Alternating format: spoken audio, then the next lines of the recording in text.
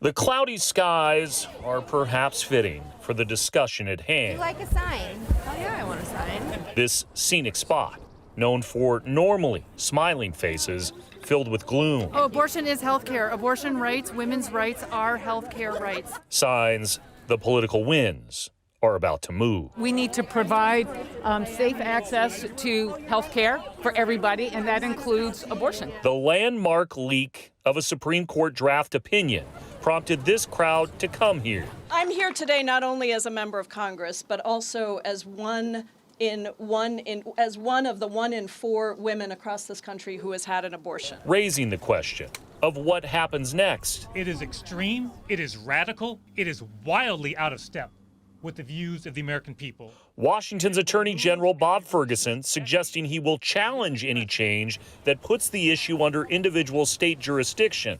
Almost 24 states have laws on the books to restrict abortion if the Supreme Court reverses previous case law. Washington is not one of them. So this decision by the Supreme Court won't change the law here in Washington state at all. State Republican Party Chair Caleb Heimlich says he believes the document leak was a strategic ploy ahead of the coming midterms. And I think the Democrats want to change the conversation from their record over the last 2 years when it comes to homelessness, when it comes to crime being on the rise, when it comes to inflation, when it comes to the cost of everything costing more today than it did before. One way or another, at least from this viewpoint, the landscape is likely to change.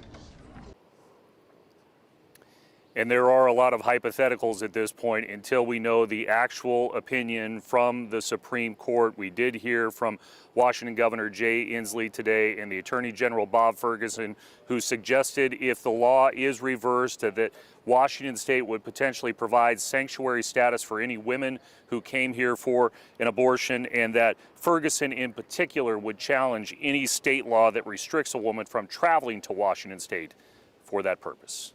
That is the story for now. As we know it live at Kerry Park in Seattle, I'm Chris Daniels, King 5 News.